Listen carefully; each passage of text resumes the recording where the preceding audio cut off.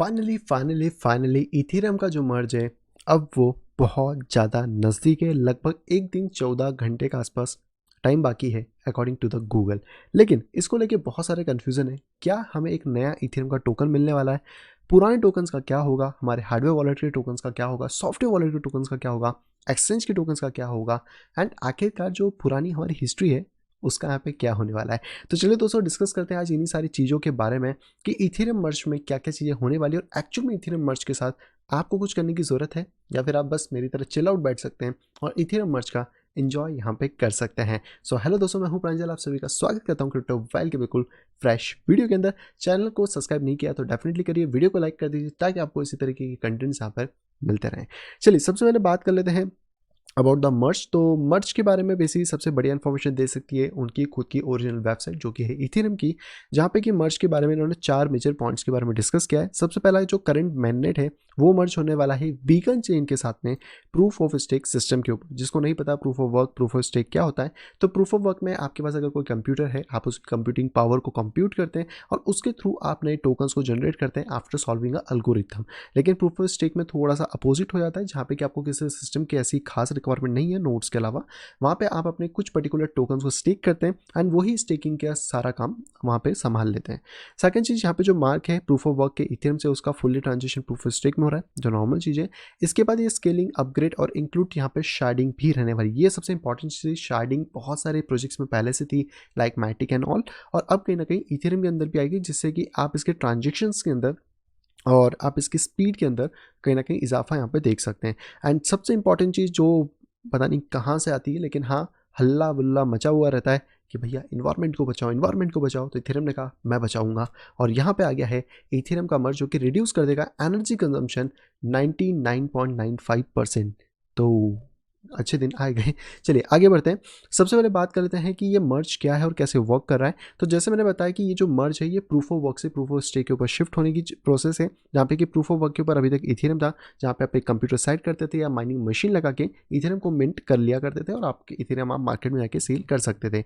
लेकिन अब जो इथेरियम है वो प्रूफ ऑफ स्टेक में जाएंगे, जहाँ पे कि आपको 32 इथेरियम स्टेक करने होंगे। अगर आप वो स्टेक करते हो तो आपको साल का कुछ परसेंटेज मिलेगा और उसके थ्रू आपके टोकन्स ऑटोमेटिक जनरेट हो जाएंगे। जैसे कि आप अदर चेन्स लाइक बाइनेंस की चेन में आप करते हो, आप शायद मैटिक में करते हो, एडा में करते हो, आप बस टोकन्स रखते हो स्टेकिंग के ऊपर या नोड्स के अंदर उसको इंप्लीमेंट करते हो और आपके कहीं ना कहीं टोकन्स नए जनरेट वहाँ से होते रहते हैं। और जो भी हिस्ट्री ट्रांजेक्शन्स हैं या फिर आप कह सकते हैं जो ब्लॉकचेन के ऊपर डेटा एंट्री प्रोसेस है वो ऑटोमेटिक वहाँ से होती रहती है। अब इसके अंदर क्योंकि इन्होंने क्या करा था कि ये जो स्टार्टिंग हुई थी ये हुई थी December 1, 2020 के अंदर, जहाँ पे बीकन चेन को क्रिएट किया गया था एज अ सेपरेट ब्लॉकचेन और उसको पैरेलल में यहाँ पे रन कर रहे थे। मतलब कि जो ट्रांजेक्शन आपके इथेरियम की चेन पे नोट डाउन हो रहे थे वही ट्रांजेक्शन बीकन चेन के ऊपर भी नोट डाउन किए जा रहे थे। और बीकन चेन में बहुत सारे अपग्रेड्स किए, बहुत सारी चीज़ें यहाँ पे इंट्रोड्यूस करी और फिर अब उसको जाके प्रूफ ऑफ स्टेक के अंदर ये लोग कह सकते हैं कि एक तरीके से ज्वाइन कर रहे हैं और कहीं ना कहीं शार्डिंग उसके अंदर इंप्लीमेंट यहाँ पे ऑलरेडी रहेगी, यानी कि इंक्लूड यहाँ पे रहने वाली है। तो बीकन चेन बेसिकली क्या है,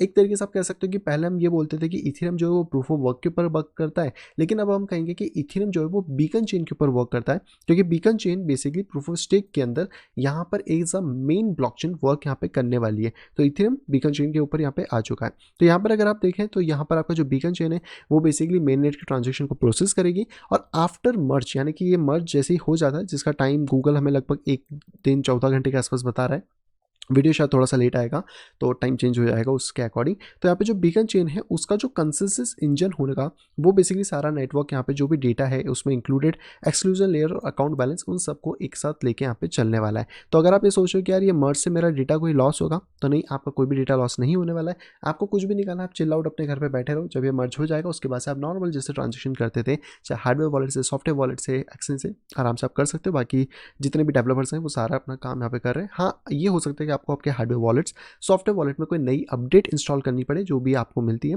जिससे कि वो कंपेटेबल हो जाए बीकन चेन के साथ में इथेरियम के नेटवर्क के ऊपर। अब इसका फ़ायदा क्या होगा, इसका फ़ायदा है कि स्केलेबल, सिक्योरिटी और सस्टेनेबिलिटी यहाँ पे बढ़ जाएगी और कहीं ना कहीं जो इथेरियम में हमने अभी तक की प्रॉब्लम्स देखी थी वो सारी यहाँ पे सॉल्व भी होने वाली है। इसी के साथ बात करें तो जो माइनिंग है वो बेसिकली अब बंद हो जाएगी, और ये कब बंद हो जाएगी, जैसे बीकन चेन का यहाँ पे मर्जर फाइनल स्टेज पे होगा मेन नेट के ऊपर, वैसे ये बंद हो जाएगा। और इन्होंने क्लियरली बोला कि कोई भी हिस्ट्री का डेटा आपका लॉस नहीं होगा। तो अगर इथेरियम 2015-13 से चालू हुआ था तो वहाँ से जो भी डेटा है वो सारा बीकन चेन के ऊपर शिफ्ट यहाँ पे कर दिया गया है।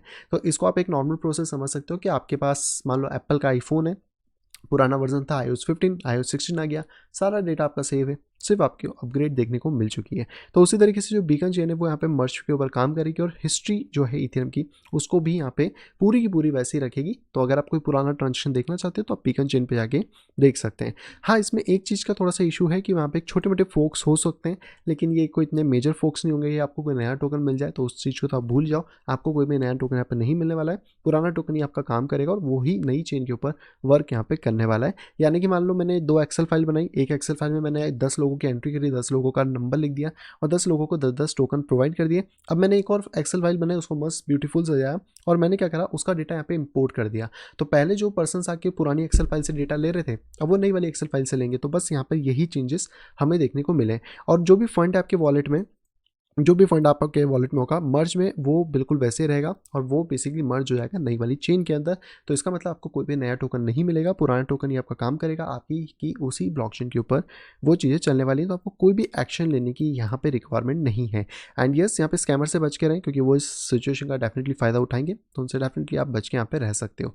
तो ये था अबाउट द इथेरियम का, जो भी इसका पूरा की पूरा आप कह सकते हैं कि मर्ज यहाँ पे होने वाला है, जिसमें आपके छोटे मोटे जो डाउट्स हैं वो बेसिकली मैंने क्लियर यहाँ पे कर दिए और आपके फंड के बारे में बता दिया कि आपको इसमें कोई भी लॉसेस नहीं होंगे, आपको कुछ भी करने की ज़रूरत नहीं है। बस आप अपने पास बैठो आराम से, और अगर आपके जो वॉलेट्स हैं उनके बाद कोई अपडेट आती है कंपनी की तरफ से तो आप उसको अपडेट कर लो, ताकि वो एक नए वर्जन के ऊपर शिफ्ट हो जाए और कहीं ना कहीं इस इथेरियम मर्ज का बेनिफिट आप यहाँ पे ले सकें। एंड इथेरियम मर्ज के बाद इथेरियम की आई थिंक कैपेसिटीज़ बहुत ज़्यादा बढ़ जाएंगी, तो उसका एडवांटेज कहीं ना कहीं DeFi section, NFT section, metaverse section को मिलेगा।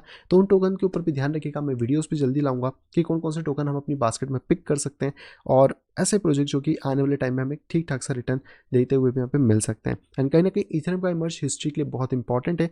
आने वाली जो एक नई कंप्यूटर जनरेशन या इंटरनेट आप कहते हो इथेरियम को, उसको बनाने में बहुत ज़्यादा हेल्प यहाँ पे करने वाला है।